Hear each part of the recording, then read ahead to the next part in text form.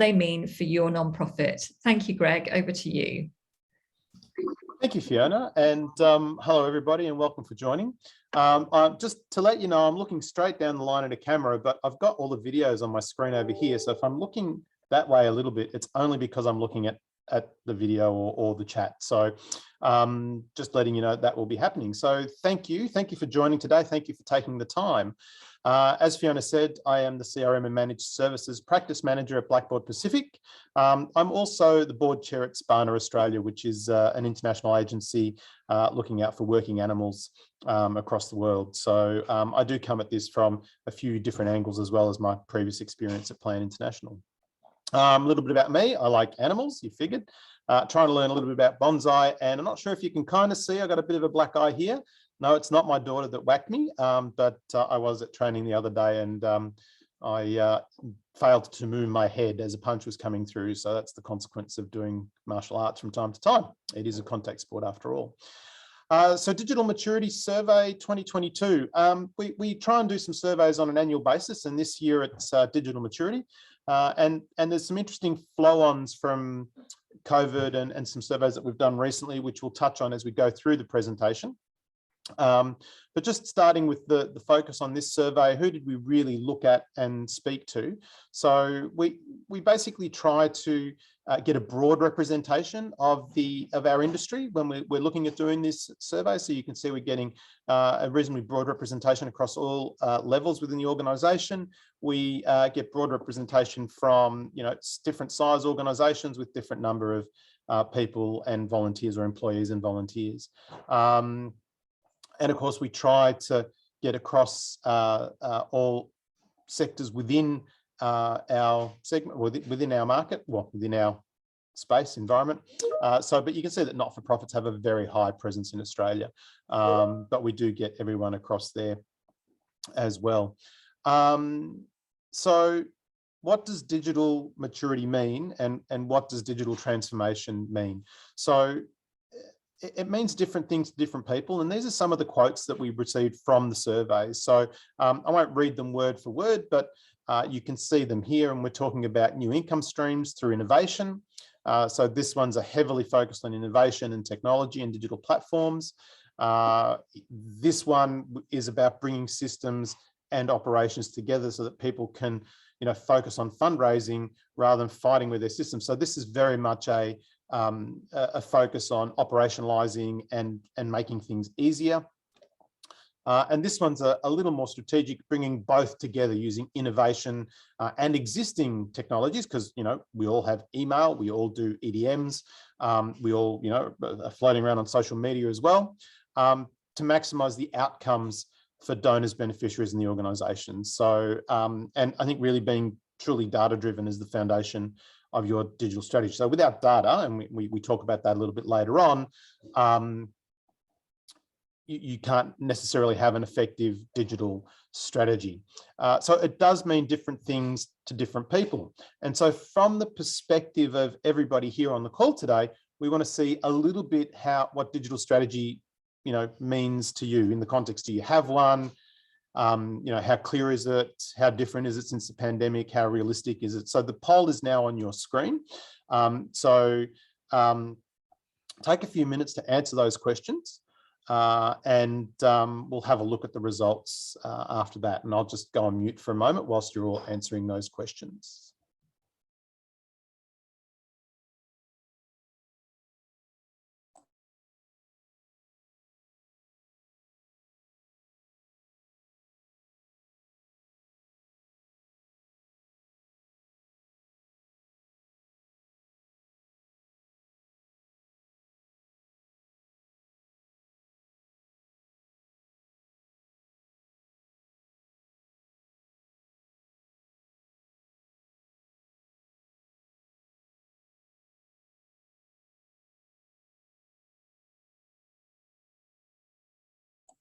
So some of the results are starting to come through. So just whilst you're answering, we're nearly there.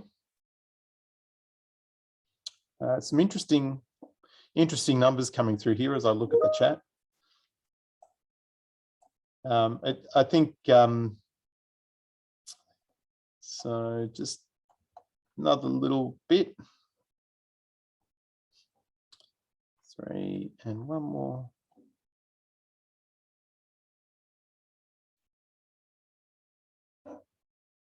They're all nearly there. This is good. I like this because when you're not face-to-face, audience participation is a little harder. So the okay, cool. All right, so let's have a look at some of those results. So 71% of you, I'll get you to remember that, or just try, because the next slide talks about 71% of you say, yes, you have a digital strategy in place, which is really, really impressive. 63% are going, it's not so clear. 38% are going, it's clear enough. There's no one saying it's real, very, very clear. So that's cool. 60% are saying we've not looked at it since the pandemic, and 40% have reviewed and updated it. So that's an interesting stat. And I like how there's 30% going, are you kidding? It's just not going to happen. And 50% are going, we can do it at a stretch. So that means about 20% are going, yeah, it's totally doable. So that's really interesting, because when we look at the why we want to do this, yeah, we'll come back to those results in a minute. But when we look at the why we want to look at digital maturity, some of those results talk about, well, there's not a lot of clarity. We have something in place, but we haven't changed since the pandemic. And really, can we do it? And so one of the things that we know in our world right now is there's a lot of change over the last couple of years, and it continues to change. So what's next? All right. So coming back to the results, when we did our Dynamics of Change survey in 2021, we saw that 92% of respondents said they had to innovate as a result of the COVID pandemic. So that was really, really good. Now, what's pleasing here is that you guys have said 71% of you have a digital strategy in place. That's fantastic, because only 52% of our survey actually had a digital strategy in place since the COVID pandemic in this latest round. And what's even more, what's even better is that 40% have reviewed and updated in this audience, whereas only 31% of our survey people had actually updated it and changed it since the pandemic. There were about, we're kind of in the neither agree or disagree kind of about the same there. But it's really really good that what we're seeing here is that starting to evolve as well. So again, why is this important, and why are these numbers important? Why is digital maturity important? And it really comes to you as organizations and people believe it's really important to do it, because we've got to keep adapting to change. We've got to keep looking for new markets as our traditional markets start to get older and be not so responsive. We need to figure out ways how we can keep our missions going and our organizations ticking along. The other really good reason why we do it is that there's a lot of willingness in our organizations to change right now. So when we look at the survey, there is 84% of people or organizations that were surveyed are actually willing or very willing to change. So there's a lot of, so that's a really good kind of scenario to be in, because there is the appetite for change, there is a risk appetite, and so innovation and digital maturity and strategy is something that we can really focus on right now. This slide kind of refers to that last question, yeah, or the last few questions. Is there a shared vision? And so, when we look at the green lines here are CEOs, and the blue lines are experienced staff and managers, right? So when we look at CEOs going, or, is our strategy clear? We can see there's a 15% gap here between management, senior management, and experienced staff and managers. We can also see it's a big gap between is our strategy realistic, right? And when you look at stretch and are you kidding? 80% are kind of going, oh, it's going to be hard. Whereas when we're looking at, and that's kind of in line with the experienced staff and managers, when we look at the CEOs, they're kind of, yeah, of course it's realistic. Of course we can do it. So there's an interesting kind of gap here that we need to look at addressing, and we'll look at that a little bit later on. Our digital strategy is core to our organizational strategy.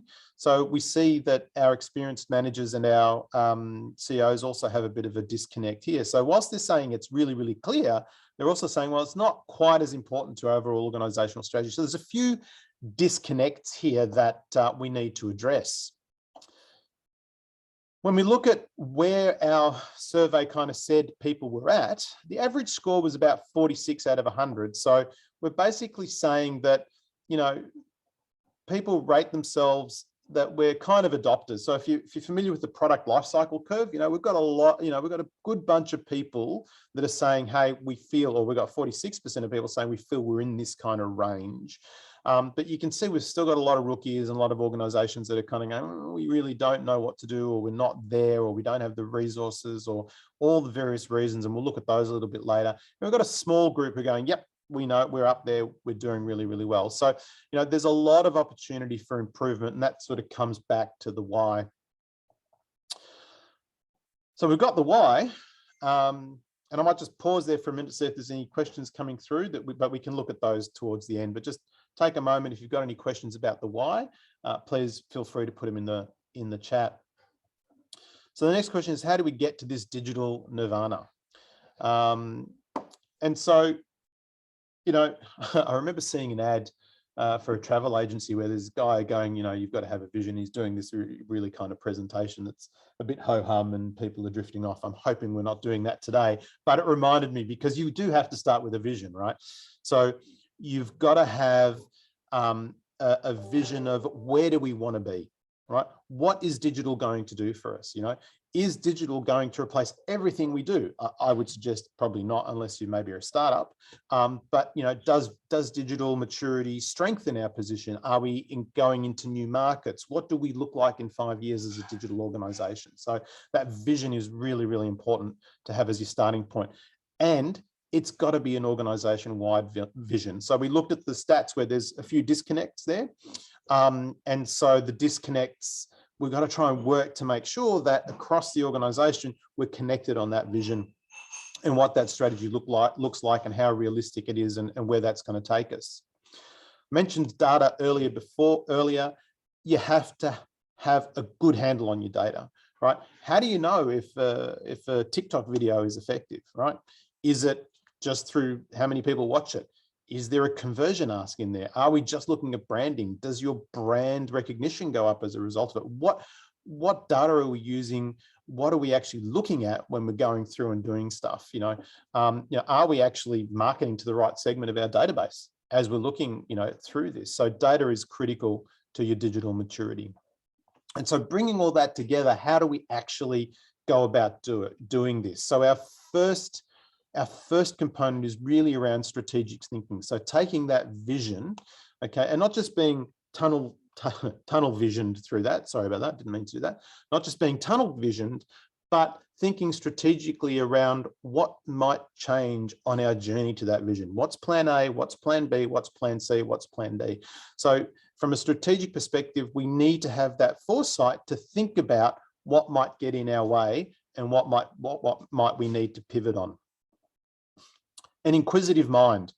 I use an example from Rudyard Kipling, for those of you that might know the Jungle Book. He'd written a poem, and I read the full poem recently, and it's not so great as a poem, but there is one stanza in that, which is, I have 6 loyal serving people, how and when and why and who and what, and there's one more, but those questions, right, are really important. So whether you're a business analyst, whether you're a strategist, you've got to ask the hows, the whys, the whos, the whats, the what fors, and challenge conventional thinking.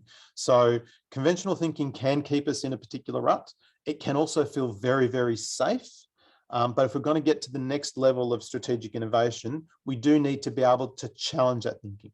Now, that doesn't mean that we're actually going to just go, let's ignore everything and start again. But we do need to say, why are we doing this? Why is the status quo okay? And what about the status quo can we change or challenge to make things better on our journey to the vision of digital maturity? So we have to have the foresight, we need to be inquiring, and then when things do change, we need to pivot when necessary. So that's sort of being flexible. You don't want to get stuck in a particular, I'm going to do this at all costs, doesn't matter what, right? Because the environment never stays the same. The only certainty in life is change. We know that. The last 2 years have given us that, you know. So we need to be able to pivot. And so that has to be built into your strategic thinking. And in order to be able to pivot, we have to be able to join the dots. And I'm so sorry, I realize I'm looking at that camera because normally when I'm on this computer, I'm looking that way. We need to pivot when we need to be able to join the dots in order to be able to pivot. So pivoting is only possible if we can see the trends and if we can anticipate the change. So you can see how all these strategic steps, they're not sequential, they work together to help you define your strategy, implement your strategy, and achieve the vision. And so how do we know that we've achieved that vision? We have to contextualize. So we need to look at the past, we need to look at where we were, we need to look at now, and we need to look at the future as to how are we managing our goals. So those goals have to be clearly defined. We have to be able to measure them. It comes back to data around effectiveness as well. Now, it's okay to do the strategic thinking, but how do we then actually build and implement that? And those products or those offerings or those pathways into digital maturity. I like using a format called human-centered design. And this takes you through a number of items. Now, I don't know if people can actually just put their hands up to say who's heard of human-centered design before. If you just do, you know, go to reactions and whack your hand up, that'd be great. And I can kind of get a bit of an idea of who has and who hasn't. So it starts with empathy, basically understanding your donor or your beneficiary or the person that's going to use this final kind of product, whatever that might be. And the empathy also extends to our organization. We need to align the understanding of how we're going to meet this vision, okay, across the organization. We talked about it earlier, but as we're building the product, we need to make sure that we are bringing the organization on that, along on that journey. So through empathy, we define the needs. Yep. Once we've defined those needs, we need to do the how might we achieve those needs. So we've got the understanding the needs. How do we then achieve those? And this takes us into ideate, which is around brainstorming and co-design of the product. And then that leads to the prototype or the minimum viable product for those people who have heard of that. And then we need to test and check with the community. Now, I use an example here, and I'll put a caveat out there that I'm not a fan of horse racing at all, but it's a really good example of how this worked. And if I had a prop, I'd use a prop. But this racing organization that I was in a workshop with wanted to do an iPhone kind of experience, right, where they put their iPhone in front of the person in a virtual reality kind of sense, so they could bet real time and be on a horse and have that total experience. Again, I didn't like the whole concept of that. That's just my personal opinion. I'm happy to discuss that with anyone later. But what was amazing is that to create the virtual reality experience, they didn't go invest in a huge lot of software. They didn't go out and buy a whole heap of equipment. They got 2 takeaway cups, okay, cut the bottoms out of them, put the iPhone on the takeaway cups to create a visor. Right, this was before Google Box and everything was out there.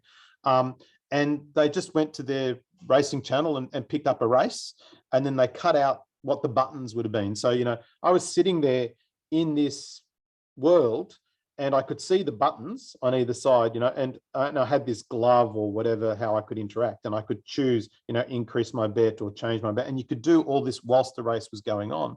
And whilst I don't like what they were doing, I still got absorbed in it.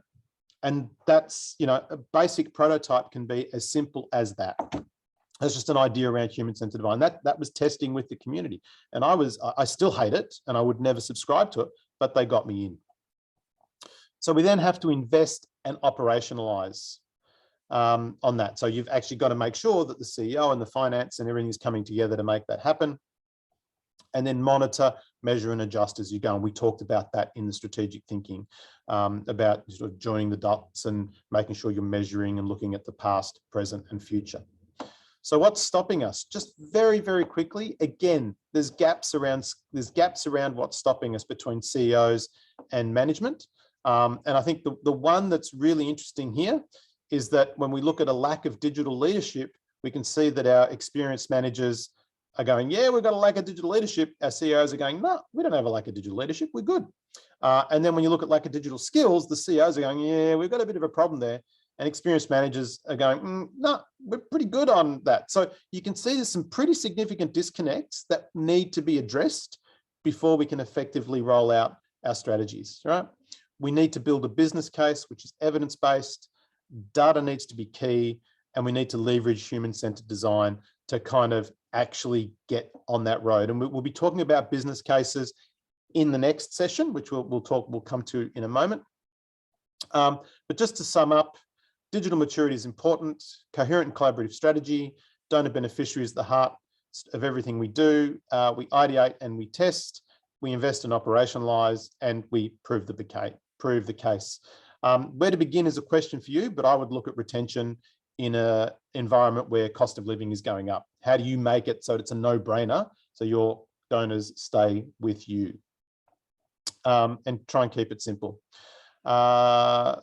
Just very quickly, there's another couple of Tech Thursdays coming up. We talked about building a business case, and we also have how understanding data is crucial. So that will continue the themes that we covered today. And we've got our Blackbaud Partner Innovation webinar series coming up. And in fact, one of our partners is presenting sort of a bit of a deeper dive into some of the hows around that strategic thinking and human-centered design, how you as a business can start to sort of tick off all the work that you need to do. So I've given you a high-level overview and some starting points, and that one will be valuable to take you into a little bit deeper. So questions? Thank you, Greg. That was great. Lots and lots of information there. I would really encourage people, we've got 5 minutes for questions, so please do put your questions in the Q&A box if you've got any. And I have a question, Greg. Well, I've got several actually, but I'll start with one of them. I'm just really interested to know, so let's say you've got a kind of a medium to large size nonprofit that is, you know, has a CEO and a board, an IT team and a fundraising team. Where does the responsibility for the digital strategy sit? Who ultimately is overseeing that and checking that the KPIs are being met and so on? I think it depends. In my mind, digital strategy is a partnership across the organization. We do need senior leadership there. And digital will mean different things to different parts of the organization. So fundraising will obviously want to have a big say in their digital. I'm going to bring the camera over here. Fundraising will want to have a big say. There we go, that's better.